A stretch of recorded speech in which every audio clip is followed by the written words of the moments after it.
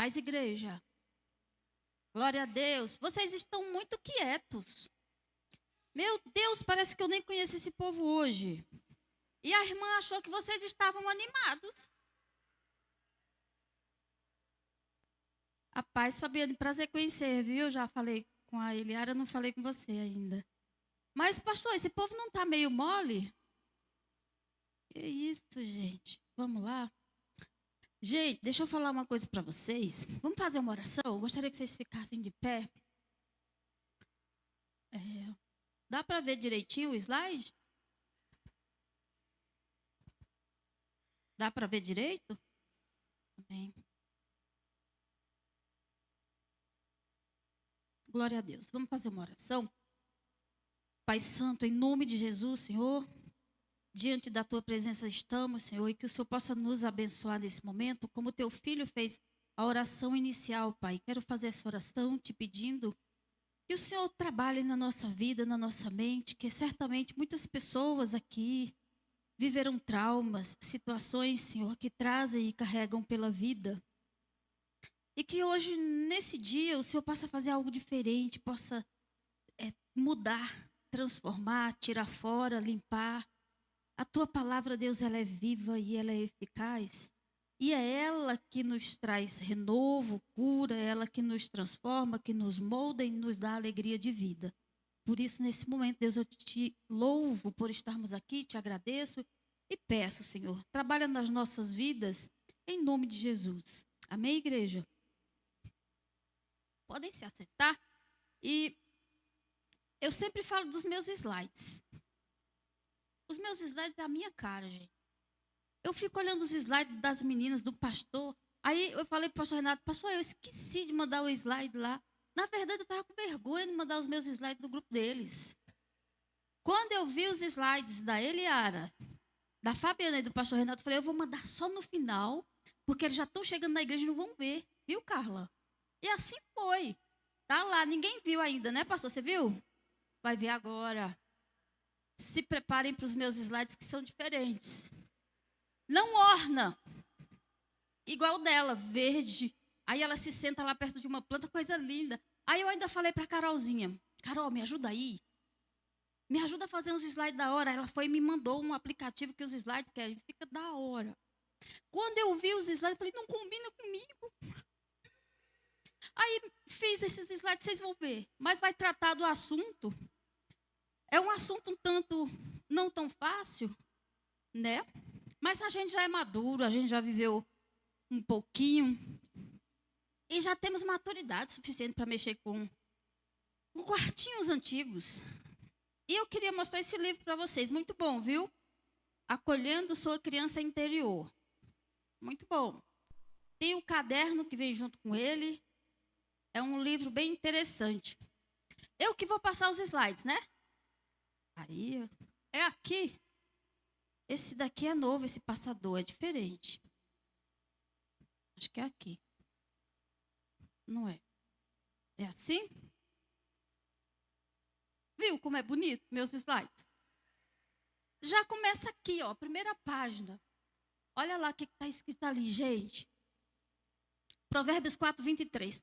Sobre tudo que se deve guardar, guarda o teu coração, porque dele procede as saídas da vida. Ó, no hebraico está escrito assim, dele fluem as correntes que moldam os caminhos da tua vida. Então, cuida do teu coração. Por quê? Porque dele procede as saídas da vida. E aí, eu coloquei o coração e o cérebro, porque eu vou falar hoje sobre emoções, certo? Do que eu vou falar? Compreendendo as emoções e os impactos dos traumas na sexualidade. Será que as emoções provocam algum impacto na sexualidade? Será? O que vocês acham? Sim, né? E todos os assuntos que o pastor ele colocou, eles casam direitinho, né? São assuntos bem interessantes. Então, vamos lá. Com um olhar psicológico e pastoral, o objetivo da palestra, refletir sobre emoções, como são formadas e reguladas as emoções, entender como os traumas na infância ou adolescência eles podem nos causar algum dano na nossa vida sexual adulta. Impactos causados por trauma na nossa vida, quando na infância, também na adolescência.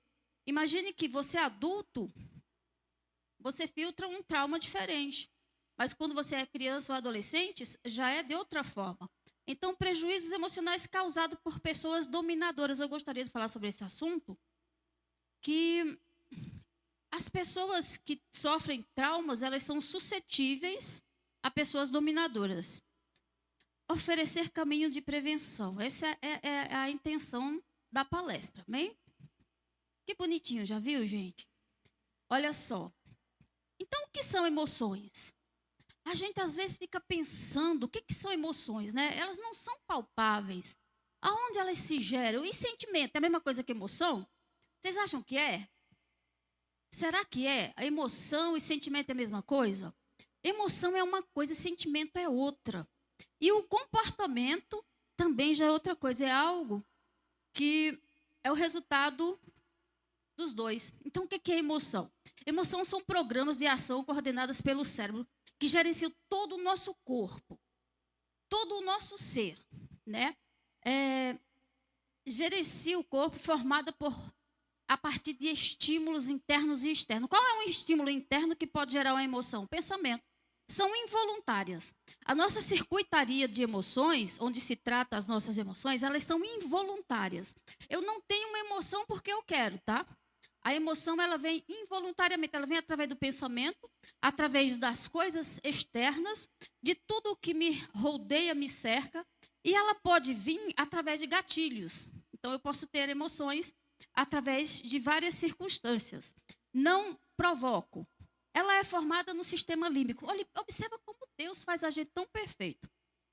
Eu não consigo fazer sem mexer na parte técnica, tá? Na parte que a gente acaba entendendo de onde vem, para onde vai. Nós somos um ser muito complexo. Imagine que as nossas emoções, elas são geradas naquela bolinha ali, tá vendo? Fica no centro do nosso cérebro, se chama amígdala. A circuitaria do sistema linfático é onde se tratam as emoções. E as emoções, como eu falei para vocês, elas não são propositais. Eliara falou sobre cortisol. Essa amígdala, quando ela está muito ativada, ela aumenta o cortisol. E uma amígdala que sofreu um trauma, ela é ativada. Ela não desativa nunca.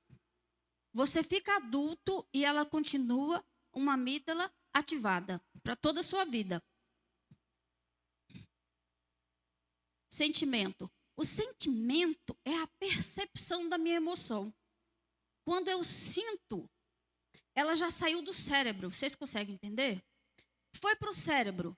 Depois, quando ela passa para o corpo, é quando eu percebo que ela existe. Eu consigo travar uma emoção antes que ela venha para o meu corpo? Será? Mas o cérebro consegue, de uma forma involuntária.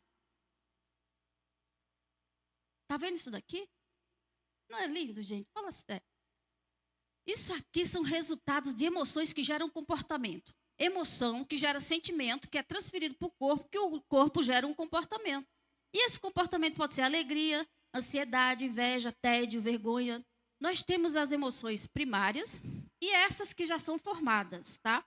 E é só para vocês terem uma noção sobre as questões emocionais. Quais são as minhas emoções primárias? Tem mais uma aqui, mas eu achei desnecessário estar colocando muita coisa.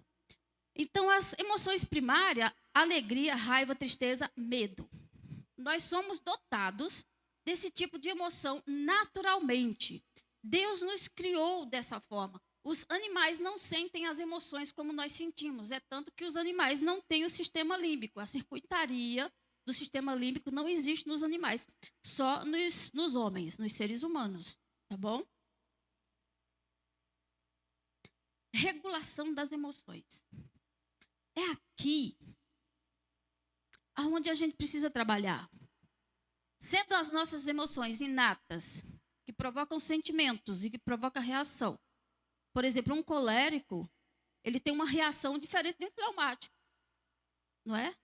Porque o fleumático, a circuitaria dele, ele manda informações para outras áreas do cérebro antes dele chegar numa ação. Ele vai mandar o sentimento dele primeiro para o córtex pré-frontal, antes dele ter uma ação. Já o colérico não. O colérico, ele usa a emoção para agir. Então, observe que as nossas emoções, ela também muda de acordo com o nosso temperamento. Eu não sei por que eu estou nervosa. Eu estou em casa e estou nervosa por quê?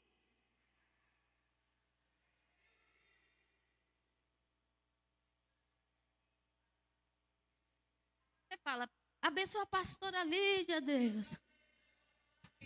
E a igreja diz, oh, glória. Então, vamos regular nossas emoções? Vamos lá. O que é regular as emoções? É a forma como eu gerencio a minha emoção. O sanguíneo não costuma gerenciar só quando ele entende que ele precisa. Então, vamos lá. A atenção que damos a cada sentimento é diferente, né? Aquilo que eu sinto por causa disso, vamos lá, Nandinha. Aquilo que eu sinto porque falou mal de mim é diferente daquilo que a Nandinha vai sentir porque falaram mal dela. Por quê? Porque somos diferentes. Então, nós precisamos dar atenção, observar a atenção que damos a sentimentos, que nem todo mundo filtra do mesmo jeito. Nossa resposta fisiológica, a mente, aconteceu na mente, o corpo responde. Aconteceu na mente, o corpo pode responder através de manchas, através de coceira, coisas que você às vezes guarda na sua mente, no seu inconsciente, ela pode explodir no seu corpo futuramente através de coceira, frieira. Sabe aquela coceira do pé? Quem é que tem aqui? Levanta a mão. Muito bom. Sabe aquelas bolinhas brancas que aparecem nas curvas dos dedos? Alguém aqui tem aquela coceirinha gostosa? Aquela coceirinha gostosa é ansiedade, tá?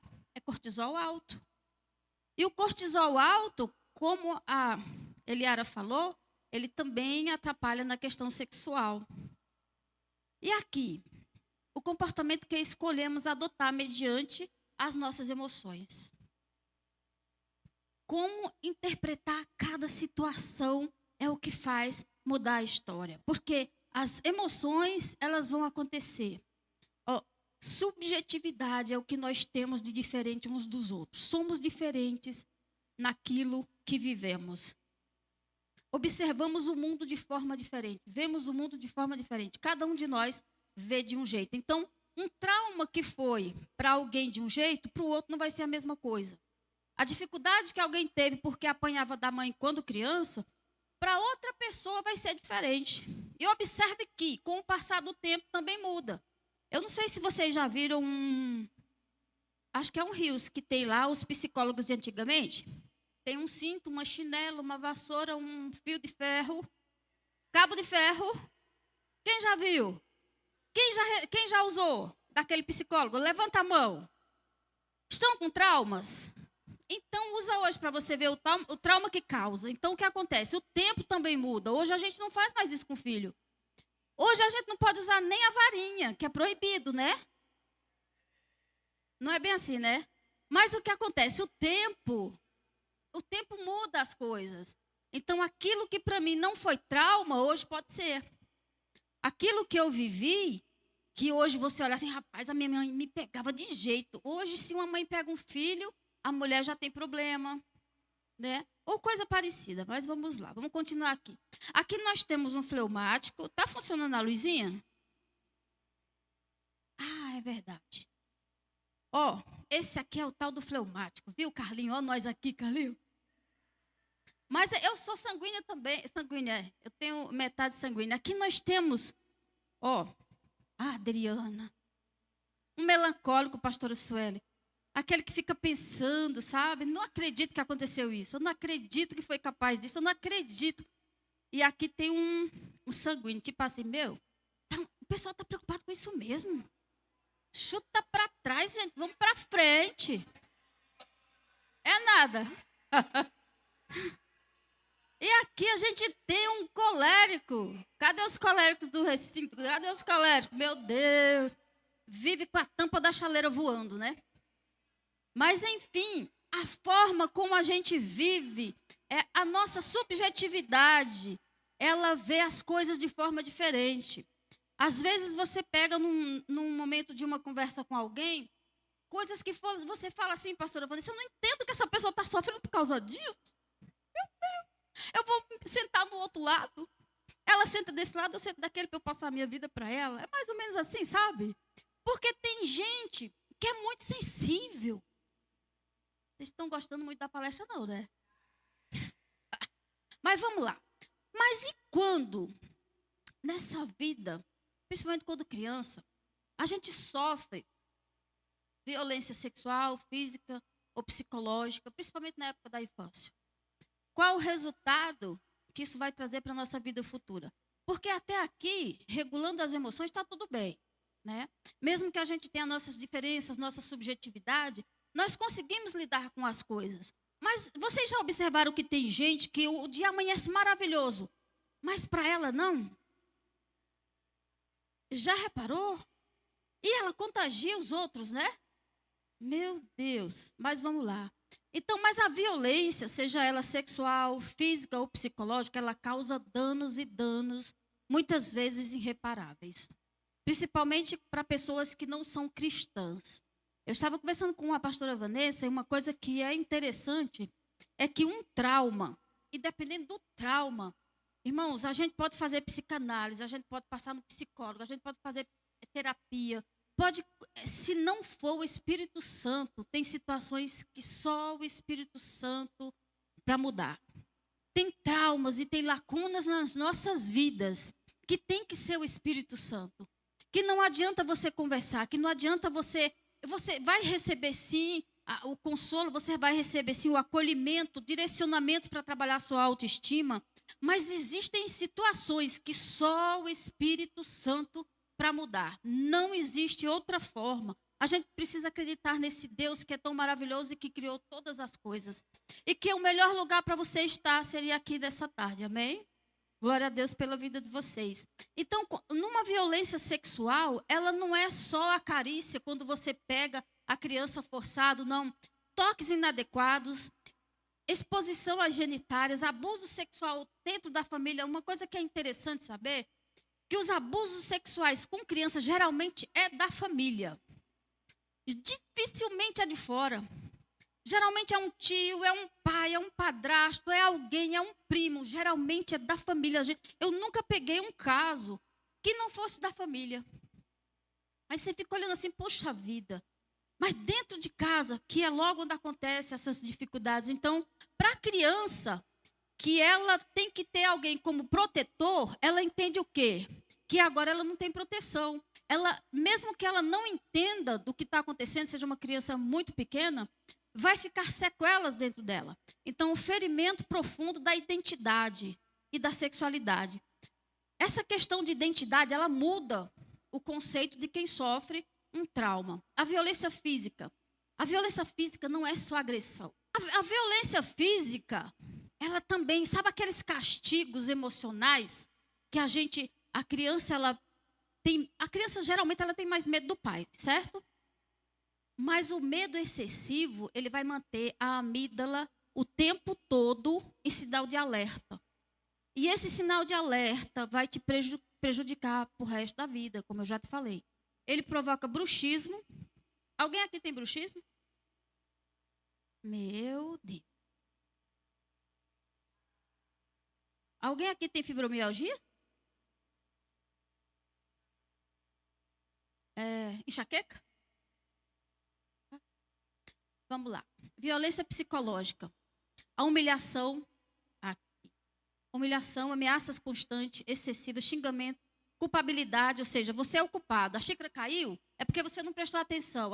O que a criança entende? Ela entende que ela é irresponsável, que ela não tem cuidado. Aquilo vai maturando no cérebro da criança. Até os 7 anos de idade, principalmente, a criança não tem noção direito das coisas. Eles são mais inteligentes hoje do que na nossa época? São. Não adianta porque eles são mais evoluídos do que na nossa época, tá? A gente não tinha celular. Essa questão do sexo que o pastor Renato falou aqui, para tirar os meninos do recinto, não sei se o pastor comentou. Povo, vocês estão atrasados. Esses meninos sabem das coisas mais do que a gente. Sossega, viu? Eles que tentam para ensinar para a gente se vocês não tiverem cuidado. Mas vamos lá. Efeito maior, destruição da autoestima. Quando eu tenho um problema com a minha autoestima e o meu senso de identidade, eu vou ter problemas. E a criança, olha só, a criança não tem filtro, ela entende que tudo que acontece com ela é porque ela merece. Ela merece apanhar, ela merece ser colocada de castigo, ela merece que você fale que ela é teimosa, que ela é isso, que ela é aquilo. Nós precisamos tomar cuidado com o excesso de cuidado também. Porque os pais, hoje em dia, eles estão errando mais com o excesso do que com a falta. Eles estão cuidando tanto que o excesso está transformando os meninos nos alecrim dourado, vamos dizer assim, uns mimos, que se tocar, as crianças não podem mais andar descalço, Ida. Menina até 3 anos de idade, pastora Vanessa, não pode pôr o pé no chão não, senão pega resfriado. Não conhece, mas o sistema imunológico não trabalha, gente. O sistema imunológico da criança precisa trabalhar. A criança precisa pôr o pé no chão, sim. A criança precisa ter contato com a terra, porque senão, quando ela tiver adulto, que ela tiver contato com a terra, ela vai ficar doente. Porque o sistema imunológico dela não desenvolveu o que devia ter desenvolvido. A gente só aprende vivendo, apanhando, não é? Pois o corpo também. O nosso corpo, hoje, ele se livra. A Covid está por aí. Muita gente está pegando Covid, está morrendo? Não está, sabe por quê? Porque o corpo aprendeu a lidar com a situação. Então, o nosso sistema imunológico, ele precisa trabalhar a nosso favor. E nós prendemos as crianças. A criança até 3 anos não pode ir para o chão, a criança não pode isso, não pode aquilo. Pelo amor de Deus. Daí, quando cresce, fica tudo frouxo e mole. A gente está criando um povo mole, gente.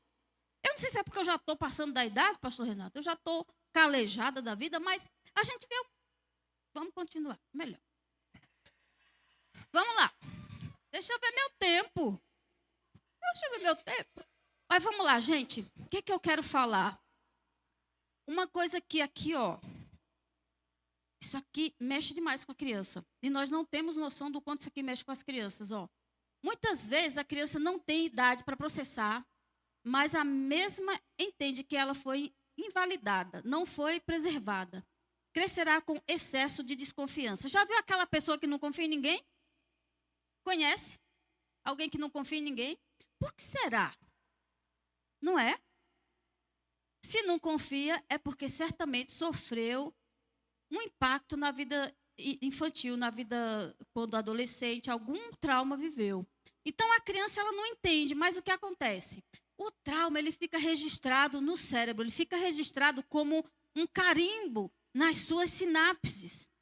Você esquece, mas ele está lá. Ah, como assim que eu esqueço e está lá?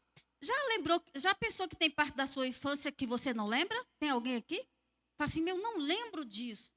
Eu não lembro dessa parte da minha infância. O que acontece? Geralmente tem parte da sua infância que você viveu traumas, o seu cérebro. Gente, Deus, ele é tremendo. Se coloca numa parte do cérebro como um carimbo. Ele não sai de lá. Mas tá. Eu não sei se aqui vai ter alguém que de repente alguém toca numa parte do seu corpo e você tem aversão. Mulher geralmente não gosta que toque no cabelo. E dá aquela aversão louca. Os aliciadores, eles começam pela cabeça, viu? Eles começam passando a mão na cabeça.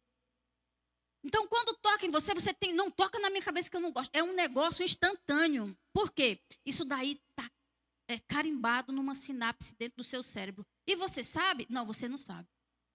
Tem mulheres que o marido não pode tocar no seio dela. Tem mulher que o marido não pode tocar nas coxas dela. Por quê? Aquilo para ela é como se fosse um trauma. Ela sabe. Talvez ela nem saiba, ela não lembra por quê. Mas por quê? Porque outrora alguém indevido colocou a mão naquilo que era a sua privacidade.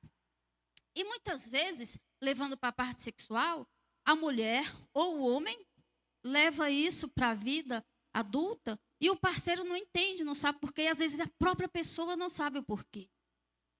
Então, fica registrado. O trauma é uma experiência que ultrapassa a capacidade emocional da criança de lidar e processar com o que aconteceu. Então, ele te traz insegurança, falta de confiança, não confia em ninguém, senso de desvalor, porque você acha que todo mundo pode. Todo mundo consegue, menos você. Ele atrapalha, principalmente, em questão de trabalho, você entra numa empresa, você vai numa empresa para fazer um exame lá junto com o pessoal, você já tem a certeza. Você fala, eu vou porque eu vou, mas pela quantidade de gente, pelas pessoas que tem lá, não vou passar. Sabe aqueles pensamentos negativos? Porque você é invalidado, capacidade de se vincular. Não tem capacidade de se vincular. Sabe quando o pastor fala assim, eu não sei, acho que foi, não sei se foi a Kelly, não sei quem foi que falou no último culto, para ir lá e abraçar o irmão. Gente, não é todo mundo que gosta de abraço. O abraço, muitas vezes, ele é invasor. Para quem sofreu um trauma, o abraço ele é invasor. Para muita gente, o abraço é um afago. Mas para muitas pessoas, não.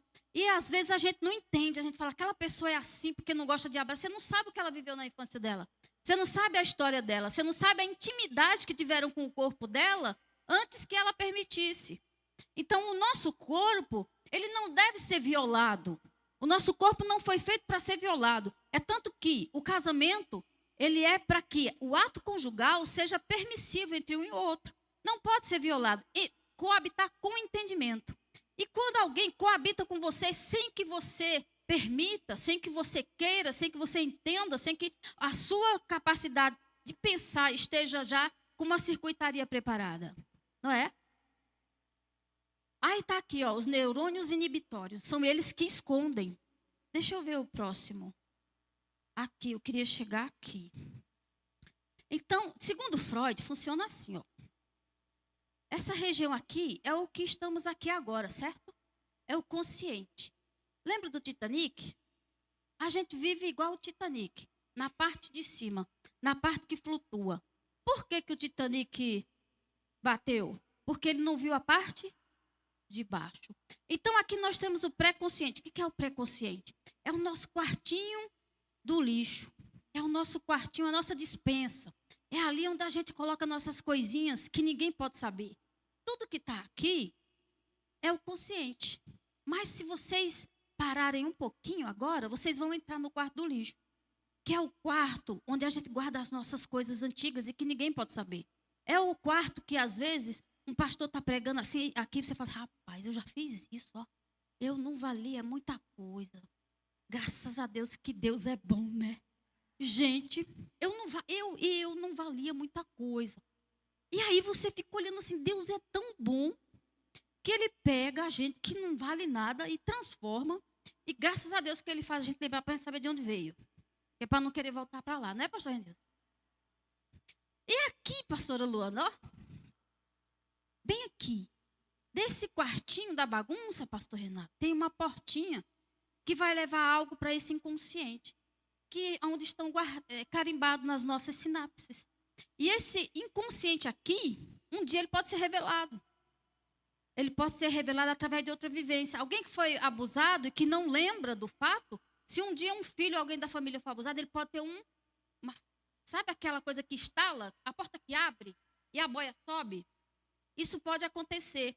Só que muitas crianças não lembram.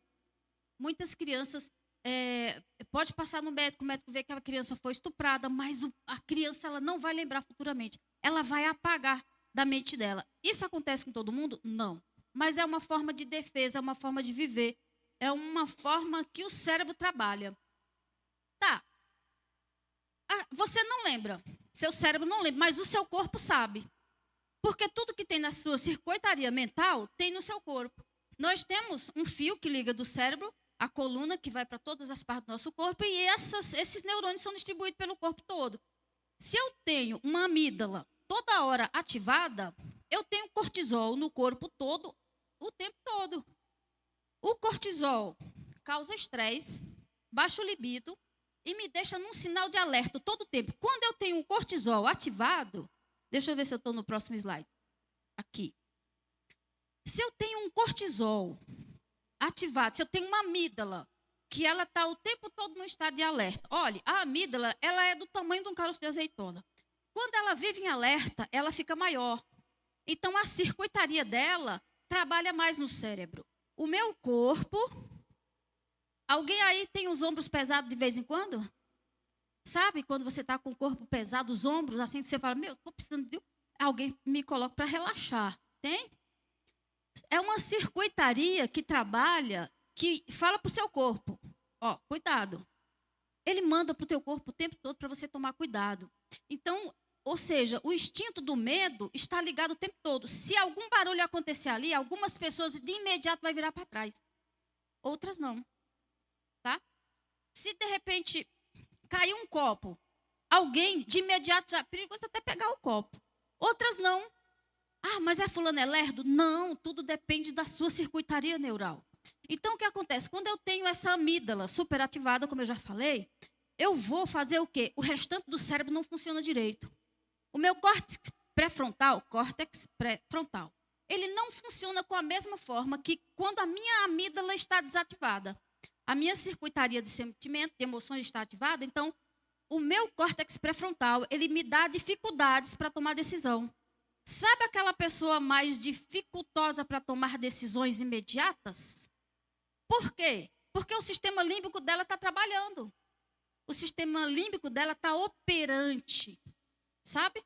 Então, a gente às vezes fala assim, poxa vida, eu falei com fulano parece que é lerdo, não funciona. Não é que ele é lerdo, que ele não funciona. É que tem partes do corpo que não estão trabalhando, do cérebro que não trabalha de jeitinho. Essa parte aqui, ela é fantástica.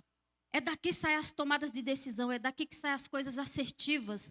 É daqui que a gente raciocina. Nós, por exemplo, você está diante de um pitbull, essa daqui vai mandar mensagem imediata para cá. Mas quando você está apaixonado, o que ela faz? Ela distribui amor para todas as partes e ela emburrece essa daqui. Ela deixa você besta. Você não sabe tomar decisão e você fica burro. Você vai dormir, você olha a foto da pessoa, você fica esperando ela mandar mensagem, ela não mandou. Você fica pensando, por que será que ela não mandou? Será que não vai me querer? Sabe, querer? Será que me abandonou? Isso tudo é trabalho da sua amígdala. E reflete aonde? No corpo. O cortisol aumenta. O cortisol aumentando, você vai diminuir sua serotonina, que é o hormônio do sono. Você vai ter menos prazer na vida, em todas as áreas. Você tem menos prazer até nessa coisa de se juntar com a família. Sabe aquele café da manhã prazeroso? Até isso daí se dilui no meio do caminho. Há impactos emocionais. Ansiedade constante, hipervigilância, dificuldade de relaxar. Quando eu falo para você do ombro, se você tem bruxismo, você está mastigando seus dentes o tempo todo, se você está com o ombro pesado, se você tem coceira no pé, aquelas bolinhas, você precisa desidrose, você precisa procurar ajuda, porque certamente seu cortisol está elevado. Seu cortisol está elevado, você está com ansiedade. E a ansiedade, todos nós temos. Ela é saudável, não é ruim ser ansioso.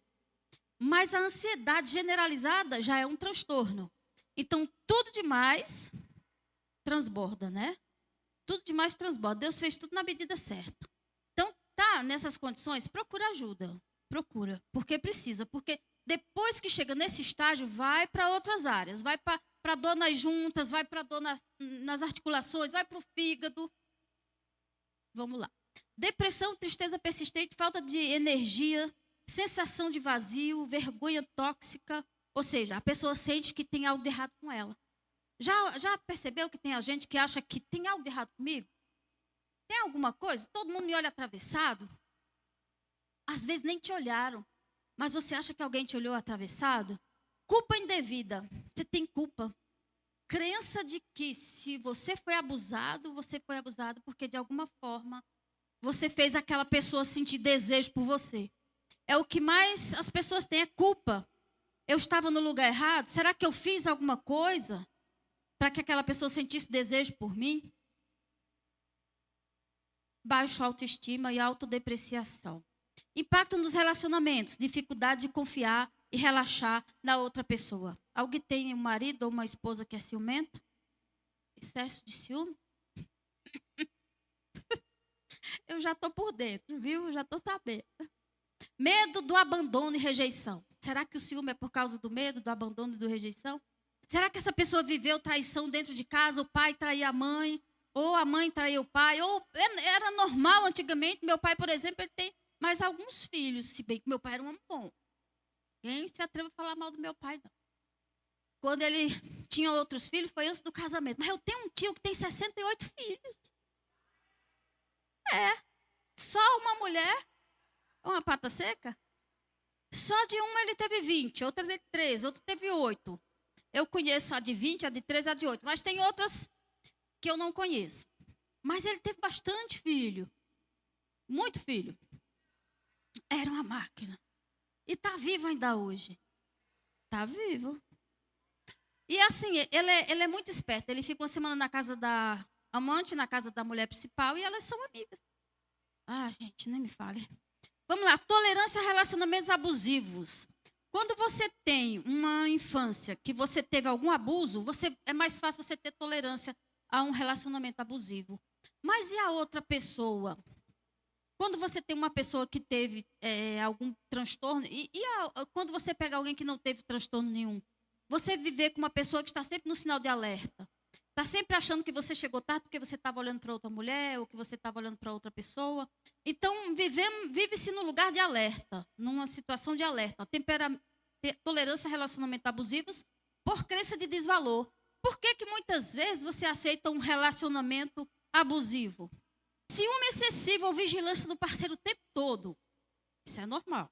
Agora me diga, uma pessoa dessa, como que funciona a vida sexual dela? Como será? Se você gemer diferente, ela vai achar que você aprendeu a gemer com outra pessoa. É, por aí. Deixa eu ver onde é que eu estou, gente. Impacto na sexualidade. Dificuldades sexuais. Anargasmia. É a falta do orgasmo. O pastor Renato falou aqui que muitas mulheres nunca chegaram no orgasmo, né? Tem homens que têm dificuldade de chegar no orgasmo. Quando você libera o sêmen, é diferente de chegar ao orgasmo, não é? Então, a liberação do sêmen, do espermatozoide, não quer dizer que você chegou ao orgasmo, não, tá? O orgasmo é um estágio diferente. E eu não vou falar o que é agora, não, né? Pode falar?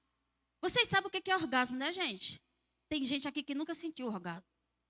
Sabia? E pasmem, não é só mulher, não, homem também. Tem homem que não sentiu orgasmo. Ele tem a liberação sexual do espermatozoide, mas ele não sabe ainda o que é orgasmo. Ele acha que sabe.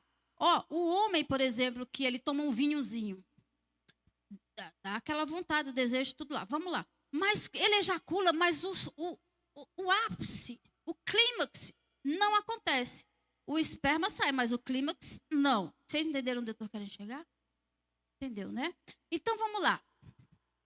Vaginismo são mulheres que, com o decorrer do tempo, a vagina começa a lacrar, começa a fechar quando elas sofrem abusos sexuais. Como se ela voltasse a uma vagina de uma menina, como se tivesse virgem. Impotência psicogênica. Hipersexualização. A hipersexualização é quando a criança ela já começa a se sexualizar ainda na fase infantil. Vocês já viram algumas meninas que os pais deixam elas dançar funk, aquela coisinha toda? Então, ela já começa uma hipersexualização desde pequenininha.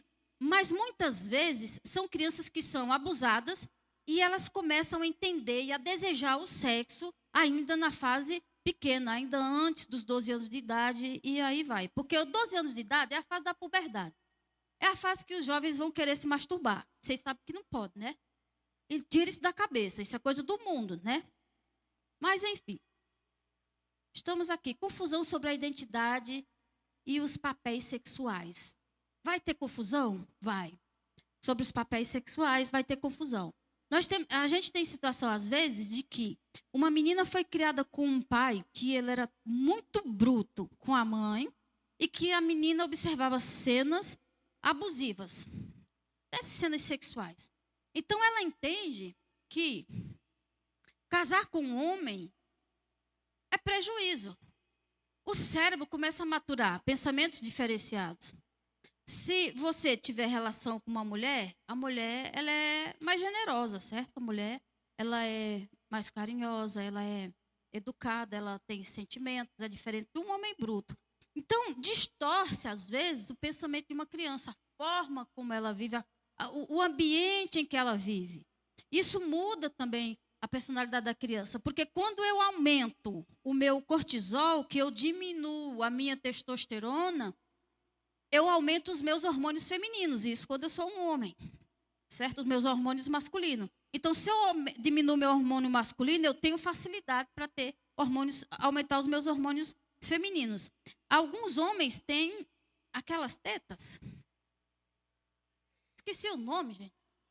Mamilos. Obrigada, pastora Sueli. Gente, eu queria ter um vocabulário rebuscado. Eu acho tão linda essas mulheres que sobem aqui em cima, elas falam assim de uma forma rebuscada. Sabe, Carol, igual você fez aqui? Mas eu estou estudando, eu escrevo as palavras difíceis assim, viu, pastora? E vou anotando, falei, eu vou aprender, pastora Luana. Gente, eu nasci na roça, tá?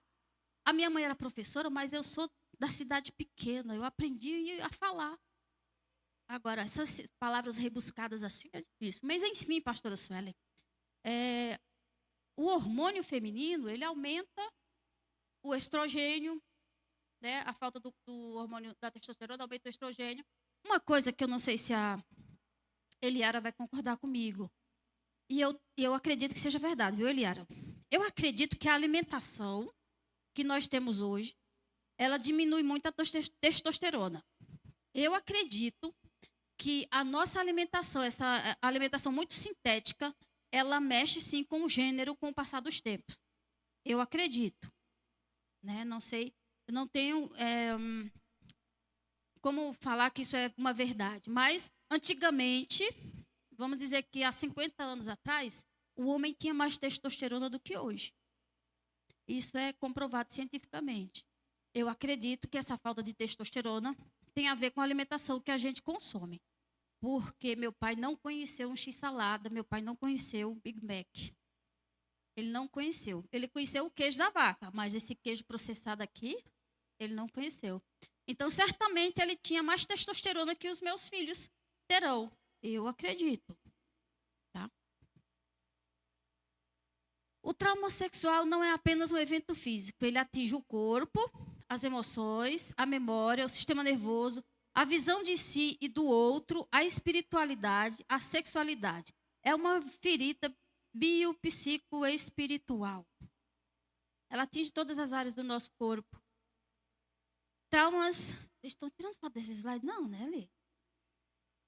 Traumas da infância, no casamento e na vida sexual. Solteiro. O que é um solteiro? É alguém inteiro, feliz. Não se casa para ser feliz. Se casa porque já está feliz. Se casa porque você é completo. Tá? Quando a gente casa, a gente já é completo.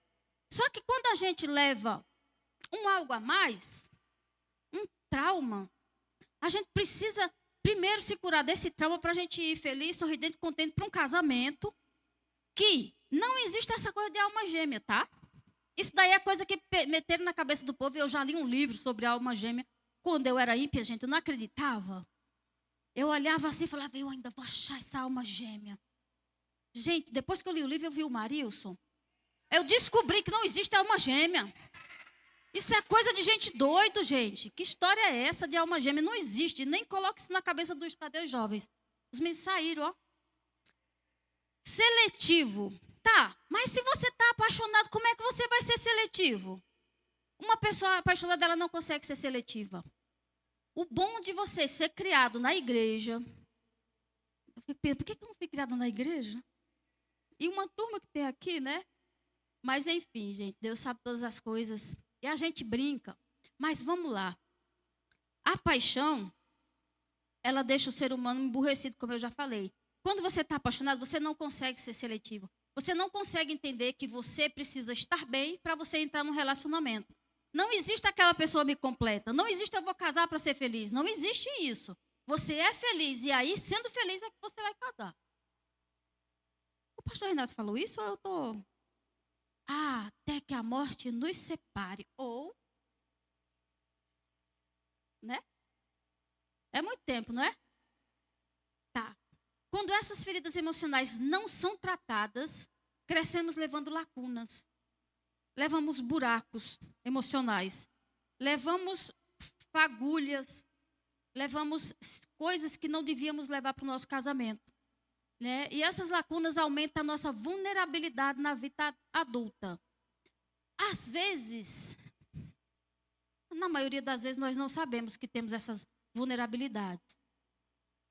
A vulnerabilidade facilita ligação com dominadores narcisistas. É aqui aonde a gente, às vezes, uma pessoa que ela sofreu um trauma, ela tem alguns complexos. E um dominador narcisista, ele é um prato cheio para esse tipo de gente. Porque temos lacunas. E quando eles chegam preenchendo exatamente essas lacunas, esses buracos. Então, às vezes, a gente casa com uma pessoa achando que ela é o príncipe, e ela é o príncipe naquele dia, mas depois ela se transforma. E algumas coisas que nós temos aqui, é normal ser um narcisista? É normal, gente. O narcisismo ele é igual à ansiedade, todos nós temos. É necessário você se gostar. O narcisismo faz com que você sinta ego, o respeito por você. Você é uma pessoa ímpar. Onde eu estou, eu sou eu. Eu sou filho de um Deus todo-poderoso. Eu preciso gostar de mim. Ama o primeiro teu Deus e ao teu próximo como a ti mesmo. Quando eu sou narcisista, quando eu tenho o narcisismo dentro de mim, que eu nasço com ele, eu preciso entender que eu me amo. Agora, a diferença é... Não sei porque que eu estou soltando esse negócio. A diferença é quando eu tenho um transtorno de personalidade narcísica. E isso existe tanto no homem como na mulher. E aqui entre nós, eu vou falar para vocês, é mais difícil o homem sair de um relacionamento com uma mulher narcisista do que a mulher sair de um relacionamento com um homem narcisista. Por quê? A mulher narcisista, ela é forte, ela é manipuladora, tudo dela é o melhor, tá? Ela é reativa, mimada, sexo para ela funciona como moeda de troca. Ela não tem prazer sexual. A mulher que ela é narcisista, ela não tem prazer sexual. Imagine que pessoas que viveram traumas, elas têm facilidade para se juntar com pessoas dessa forma. Por quê? Porque as lacunas que eu tenho, essa pessoa preenche no começo. Aí depois que você está dentro dessa relação, você tem dificuldade de você sair dentro dela. E eu não estou falando que tem ninguém aqui, tá? Que é narcisista ou que tenha essas características. Mas, vamos lá. Sabe quando a mulher chega no marido, eu não sei, eu acho que aqui não acontece. Você viu fulano viajou com a mulher dele? Ai, a gente não viaja, né? A gente só vive dentro de casa. É assim mesmo, né? Eles podem. Aí o que o homem entende? Caramba, eu preciso provar para essa mulher que eu sou o cara. Tá. Ah, você viu o vizinho lavando a calçada? Você não lava, né? Aquilo vai minguando o cara e o homem quer o quê? Ele quer provar que ele é homem. Ele precisa provar que ele é homem e que ele vai responder aquilo que ela quer. Ah, você viu fulano? Fulano agora é médico. Ela começa a diminuir a masculinidade do homem. E por que o homem não sai desse relacionamento? Porque ele entende que se ele sair, ele é um frouxo. Ele vai querer todo o tempo provar para ela que ele é o cara. Porque o homem, ele tem a testosterona que faz ele se sentir o cara e que ele vai falar, eu vou provar para ela que eu sou homem. Então ele permanece na relação. Ela falando para ele que ele não vale nada, ela usando a sedução, tipo assim, vamos em tal lugar. Aí ele vai todo animado, pensando que vai ter o sexo. Quando ele chega, cadê o sexo?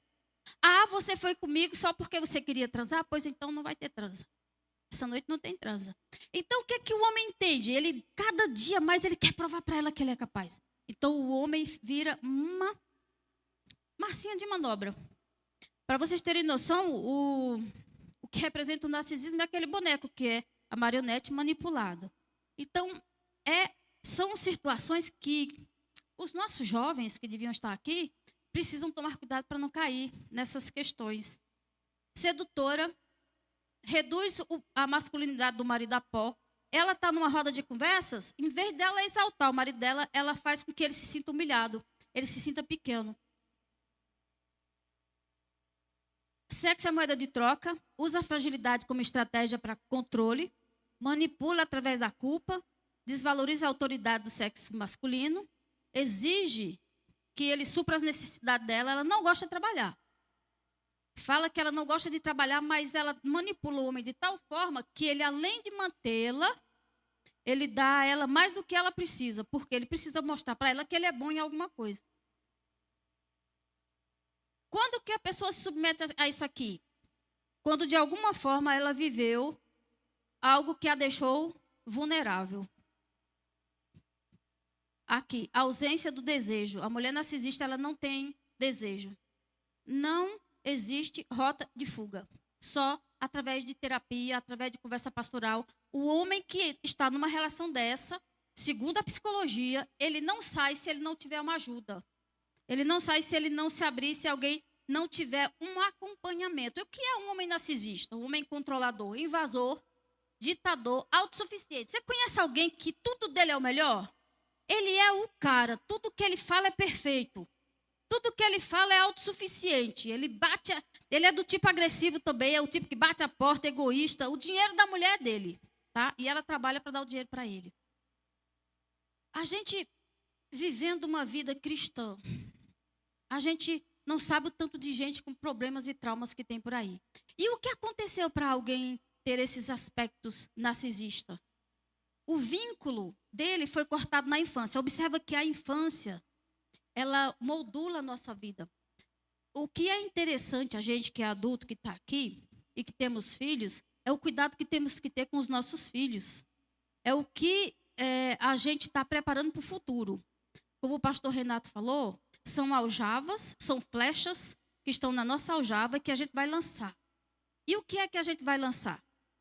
Crianças doentes? Crianças que existem por existir? Criança que um pai outra hora fala, a culpa é sua. Se você não existisse, era melhor. No relacionamento dividido. Porque, como o pastor falou, existem filhos de relacionamento, de outros relacionamentos. E como é que ele é tratado? É tratado do mesmo jeito? Como que funciona dentro de casa? E tudo isso traz problema para a nossa vida sexual, para a sexualidade, para os desejos da vida, para os desejos da vida de um todo, não só na relação sexual. Aqui é o egocentrismo do narcisista, né? Ninguém trata vulnerabilidade sozinha. Mesmo Jesus, no Getsemane, pediu companhia. Ou seja, existem problemas que a gente precisa de ajuda. Que terapia, mentoreio pastoral, uma amiga de confiança. Aqui, às vezes, vira um problema. O seu cônjuge, um líder saudável, porque nós pegamos líderes que não são saudáveis. Sim, a gente pega pessoas que não são saudáveis e que a gente às vezes abre as nossas vidas e não funciona. Você vai viver outro trauma, abrindo a vida para quem não pode. Tem pessoas que elas não querem te ajudar, elas querem saber da tua vida. Elas querem saber o que acontece dentro da tua casa. E para que ela quer saber o que acontece dentro da tua casa? Só para estar informado? Ela vai te ajudar? Ajudar não é ouvir tua história e deixar para lá. Ajudar é eu ouvir tua história, te acolher e trabalhar dentro dela. Por isso que você tem que ser cuidadoso. Você tem que ter tempo. Se você não pode abarcar 5, 6, 7 pessoas, abarca 2, mas faça um trabalho bem feito. Nós, como líderes, que muitos aqui têm, a gente precisa tratar. E para tratar, você não vai pegar... Você não mexe numa ferida e deixa ela cicatrizando sozinha. Para você mexer numa ferida emocional, você tem que mexer nela, tirar a sujeira dela, fazer ela subir a superfície dela para cima, para ela ir criando uma castra nova até ela se fazer uma cicatriz. Agora, ouvir a conversa de alguém, aquela pessoa coloca tudo para fora. Quando você tem um trauma que você coloca para fora, como é que você fica? Exatamente. O que acontece comigo para fazer isso aqui? Que você vai falar de traumas. Eu começo a reviver minha vida. Eu tive um pai e uma mãe excelente, mas a partir do momento que eu saí de casa, eu vivi cárcere privado, eu apanhei do ex-marido, eu passei fome, grávida. Eu tenho um filho especial hoje porque eu ficava trancada dentro de casa e passava fome. Então, o que acontece? São traumas que você leva para a sua vida. São circunstâncias que você vive que vai refletir na tua história. Aí, eu tenho uma facilidade muito grande para ressignificar. Graças a Deus. Mas quando você lembra, quando você vai mexer na ferida, ela vai te tocar. Uma menina que saiu de casa, que teve pais que cuidou de você, muito bem, meus pais eram bons pais. De repente você casa com um camarada que judeia de você, que transforma a tua vida no inferno. Você não estava acostumado com esse tipo de vida. Então aquilo muda a sua autoestima de uma forma que você tem dificuldade de fazer amizades. Você tem dificuldade de acreditar no abraço do outro. Você tem dificuldade de acreditar quando alguém se aproxima de você quando você, uma hora da sua vida, você contou a sua história, digamos, para um pastor, que já aconteceu comigo, um pastor sem sabedoria, e ele espalhou minha vida para a igreja inteira. Aí você fica resguardado e às vezes você não libera aquilo que você deveria liberar para pessoas que são de confiança e você fica doente. O que a gente faz aqui, o pastor Renato sempre fala, precisamos criar líderes que sejam saudáveis para cuidar de pessoas. Porque não adianta você ouvir a história de alguém que tem um marido que é um narcisista dentro de casa, uma mulher que é narcisista dentro de casa, você espalhar a história dela ou você não saber tratar. Não muda. Ou melhor, ao invés de ajudar, a gente pode piorar. Então, a gente tem que saber onde a gente coloca a mão, a responsabilidade que é sobre a vida do outro. Mapear os gatilhos. Eu preciso mapear os gatilhos. Quando eu me sinto vulnerável. Quando que eu me sinto vulnerável? Porque tem gente que eu olho assim e já não gosto. Geralmente, às vezes, tem aquela coisa da reflexão, né? Às vezes você não gosta de alguém porque ela parece com você. Mas tá, eu preciso observar os meus gatilhos. Por que eu tenho uma crise de ansiedade do nada? Por que tem hora que eu estou de boa e daqui a pouco eu tenho um pavor de um lugar fechado? Então eu preciso me observar, eu preciso me conhecer. O que acontece antes desse gatilho? Esses dias a Lu me passou uma menina que começou a ter gatilhos, né, Lu? Então você começa a trabalhar com a vida dela. Por que ela está desenvolvendo esses gatilhos agora? Ela sempre tomou ônibus. Ela sempre pegou ônibus, agora ela não entra. Esses dias eu saí com a Fernanda, o cheiro do ônibus, meu coração já começou a acelerar. Por quê? Eu tenho um problema com lugar fechado. Aí tá, eu vou buscar a história da minha... Eu tenho quantos minutos, Lu? É aquele trocinho ali que vai me dar 3, 4, 5 minutos, Lu? Ah, mas eu já estou chegando no fim, minha filha.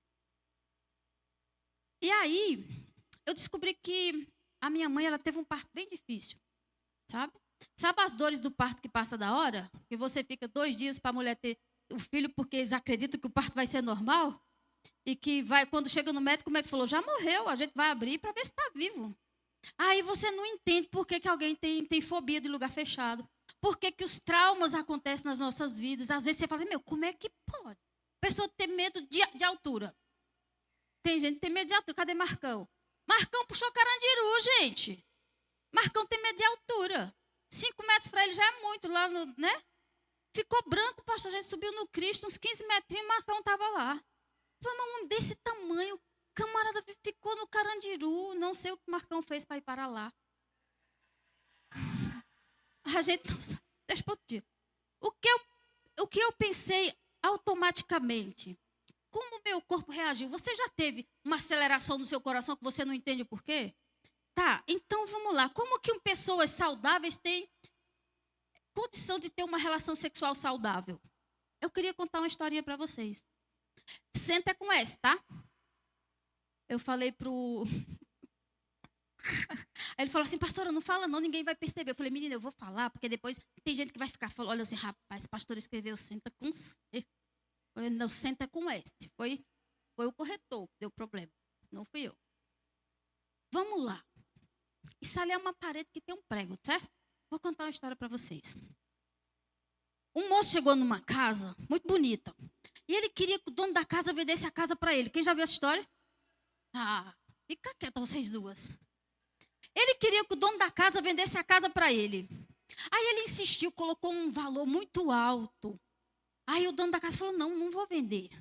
Aí ele foi embora. Aí voltou, evangelista Pedro, ele voltou uns tempos depois. Aí falou, vende a casa. O cara falou, não vou vender a casa. Ele falou, então tá bom, eu não quero a casa, eu só quero um prego. Me venda o prego que está na sua sala. Aí ele pensou o seguinte, um prego não vai fazer diferença não, vou vender. Aí vendeu o prego, que estava localizado na sala dele. Digamos que ele vendeu por um preço exorbitante. Aí o cara foi embora. Aí voltou uns tempos depois e trouxe um cadáver, já em decomposição, e pendurou no prego da sala. Aí o cara já de imediato, você tá louco? Um morto dentro da minha sala. Aí ele falou o seguinte, o prego é meu. Eu comprei o prego, não comprei? Eu penduro nele o que eu quiser. Foi embora e deixou lá o cadáver. A casa ficou fedida, a casa ficou podre. O que é que o dono da casa fez? Abandonou a casa. Moral da história. A gente tem que tomar cuidado com os detalhes. O inimigo, às vezes, planta só um prego na nossa vida. E esse prego pode fazer a diferença.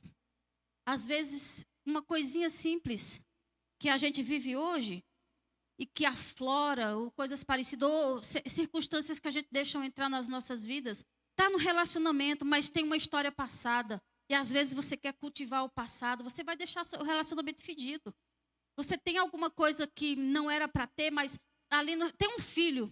Um filho do outro relacionamento agora está nesse relacionamento novo. Se você não tiver cuidado, vai contaminar o ambiente. Então, temos que tomar cuidado com os detalhes. Detalhes têm que ser exterminados assim que você percebe. E uma coisa que a psicologia fala para mim, que eu estudei. Toda vez que uma mulher, ela tem um encontro com um narcisista, ou o contrário, o coração da pessoa que teve um encontro com o outro avisa. Tipo assim, não é tudo isso que você está pensando, hein? Toma cuidado. E você presta atenção no cuidado? Não. A gente não presta atenção nos detalhes. Nós precisamos tomar cuidado com os detalhes, porque o inimigo, como diria a minha mãe, ele come o mingau é pelas beiradas. Vamos lá. Nada substitui a ação do Espírito Santo na vida do crente. Nos traumas, no relacionamento. Temos problemas com mães, problemas com pai. Levamos, às vezes, para o relacionamento. Quando, acho que o pastor Renato falou, você deixa pai e mãe e você começa um relacionamento novo. Agora você tem uma família nova, certo? Será que dá para nessa família nova fazer diferente? Nessa família nova você não trazer os requisitos? Será que dá para você deixar as coisas que não fez bem para você do lado de fora? Se for para conversar, conversa. Mas dentro da sua casa, o seu relacionamento, para que você tenha uma vida sexual prazerosa, gostosa, você tem que esquecer as coisas antigas, as coisas velhas. Uma coisa que é interessante, a pessoa que viveu um trauma sexual, ou ele tem problema com sexo a menos, ou ele tem problema com sexo a mais. A menos porque a pessoa que teve um trauma sexual, ela vai sempre entender, eu não sou, eu não mereço. Eu não mereço. Deixa eu mostrar aqui um negócio que eu anotei, pastora Vanessa.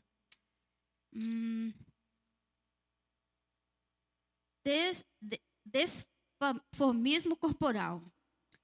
Disformismo corporal. O que acontece?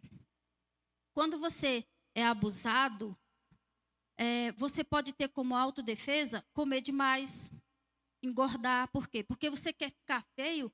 O seu cérebro entende, se eu estiver feio, eu não sou ninguém vai me desejar. Se eu me vestir relaxadamente, ninguém vai me desejar. Dentro de casa, eu me visto bem, mas lá fora eu não preciso. Eu não preciso pentear meu cabelo. Eu não preciso colocar uma maquiagem. Para que os outros não venham me olhar. E dessa forma, você cria seus filhos, suas filhas.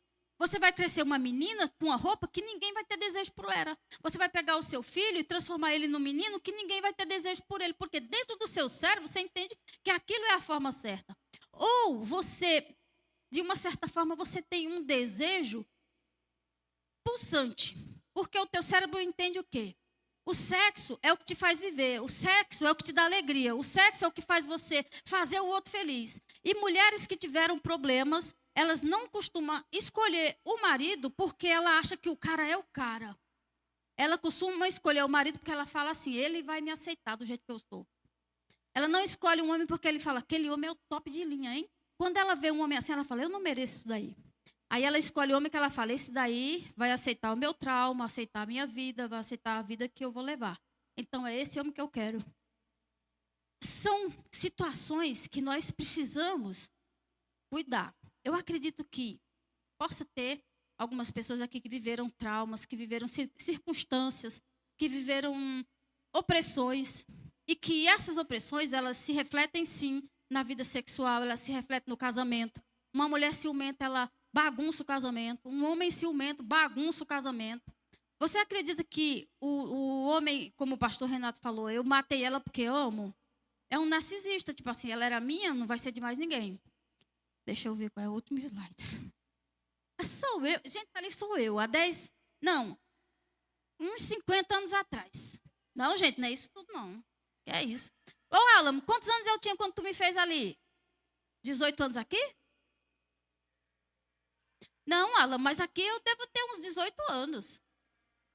Pois é, gente, ó. Por hoje é só. Muito obrigada. Deus abençoe vocês. E vamos cuidar, principalmente, trata-se sobre sexualidade. Vocês já são maduros. Já dá para saber em alguma área da sua vida o que, que acontece, né? Por que, que eu tive esses traumas aqui e acolá? Por que, que eu reajo desse jeito? Mas cuidar das nossas crianças, tá? Não se deve confiar em ninguém que cuida dos nossos filhos. Não confiar em tio, tá? Padrasto. Pai, gente. Teve um caso de uma mulher, de uma mãe que estuprava o filho. Como que pode uma mãe estuprar o filho? Ela aliciava ele de tal forma que ele tinha ereção e aí acontecia o ato sexual. Irmãos, eu tive um caso, eu peguei o caso de uma menina que ela foi estuprada pelo irmão. Ela colocou que ela foi estuprada pelo irmão. Quando eu fui trabalhar na vida dela, eu entendi que ela não foi estuprada por ele. Ela permitiu, pastor, que eles tivessem um ato sexual. Então, aquilo para ela foi tão invasivo, que ele era mais novo que ela colocou na ficha que ela foi estuprada pelo irmão. Mas quando você busca a história, é outra. Nós temos o poder de maquiar a nossa história. Nós temos o poder de maquiar a nossa vida. Deixa eu terminar, senão eu vou me expulsar daqui, gente.